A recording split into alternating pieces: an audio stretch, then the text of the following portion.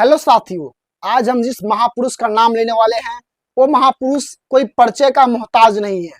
महान गणितज्ञ आर्यभट्ट के बारे में हम आज चर्चा करेंगे कि आर्यभट्ट जो है उनका आविष्कार क्या क्या है, आर्यभट्ट का जीवनी क्या है, उनका जन्म कब हुआ था और मृत्यु कब हुआ था। इन सभी चीजों के बारे में हम अच्छी तरह से डिस्कस करेंगे। आर्यभट्ट जो है वह भारत के ही नहीं पूरे विश्व के सबसे अच्छे गणितज्ञ है, जिन्होंने जीरो का आविष्कार किया, पाई का आविष्कार किया, दशमलव का आविष्कार किया। इन सभी चीजों का आविष्कार करने वाला एकमात्र वैज्ञानिक जो है वो है आर्यभट्ट। आर्यभट्ट के जीवनी के बारे में हम आज आप लोगों के बीच डिस्कस करेंगे। इसमें हम बात करेंगे आर्यभट्ट कौन है, आर्यभट्ट की रचनाएं क्या है और इनका योगदान कहाँ कहाँ है। इन सभी चीजों पर हम डिस्कस करेंगे, तो समझिएगा, ध्यान से देखिएगा। आर्यभट्ट का जीवन परिचय हम सबसे पहले देख लेते हैं।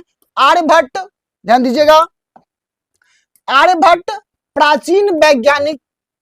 प्राचीन भारत के एक महान गणितज्ञ और खगोल शास्त्री थे, जिन्होंने बताया था कि जो पृथ्वी है, पृथ्वी घूर्णन कैसे करता है, पृथ्वी सूरज का चक्कर कैसे लगाया था, इसके बारे में ही बताया था। और एक महान गणितज्ञ जिन्होंने बहुत सारे चैप्टर्स जैसे त्रिकोणमिति हो गया, सांख्यिकी हो गया, इसके बारे में भी डिस्कस उन्होंने किया था, जिन्होंने गणित और खगोल विज्ञान में महत्वपूर्ण योगदान दिया, जिनका जन्म 476 ईस्वी में कुसुमपुरा यानी पटना में हुआ था। कुसुमपुर, पटना का पुराना नाम जो है वह कुसुमपुर है, ठीक है, तो पटना में हुआ था।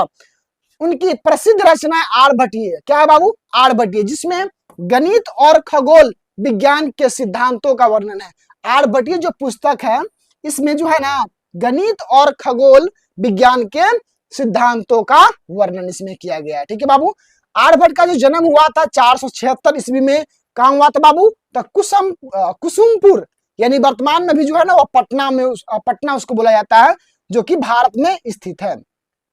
शिक्षा उन्होंने कुसुमपुर में ही अपने शिक्षा पूरी की और नालंदा विश्वविद्यालय में प्रमुख थे। नालंदा विश्वविद्यालय में प्रमुख थे। उनकी जो प्रमुख रचनाएं हैं, उनकी प्रमुख रचना आर्यभट्टीय है, जिसमें गणित और खगोल विज्ञान के सिद्धांतों का उसमें वर्णन किया गया है। अब वही बात करें इनका योगदान कहाँ कहाँ था, सो हम देख लेते हैं। उन्होंने शून्य का उपयोग और बड़ी संख्याओं को व्यक्त करने के एक प्रणाली विकसित किया था। उन्होंने जीरो का आविष्कार किया था। किसका बाबू? जीरो का आविष्कार। गाना भी आप सुने होइएगा, जब जीरो दिया मेरे भारत ने, तो भारत ने ही जीरो दिया है और वो वैज्ञानिक है आर्यभट्ट। क्या है बाबू? आर्यभट्ट, ठीक है। उन्होंने पाई का भी आविष्कार किया, पाई के मान का भी गणना किया। पाई के चौथे दशमलव तक स्थान, पाई का जो मान होता है 3.14, उसमें चौथे दशमलव के बाद चौथे स्थान तक इन्होंने मान बताया था।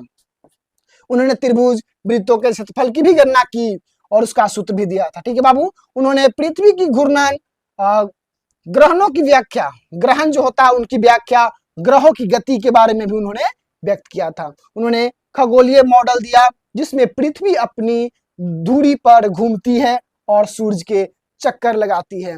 ये सारी चीज आर्यभट्ट ने ही किया है, ठीक है। तो यह जो गणितज्ञ है ये कोई परिचय का मोहताज नहीं है, यह महान वैज्ञानिक आर्यभट्ट है, जिन्होंने शून्य, दशमलव, पाई का आविष्कार किए। तो फिर मिलते हैं अगले वीडियो में, तब तक इतना ही। जय हिंद। और अभी तक इस चैनल को सब्सक्राइब नहीं किए तो प्लीज सब्सक्राइब कर देंगे, ताकि मैं जब भी वीडियो लाऊं नोटिफिकेशन सबसे पहले आपके पास जाए।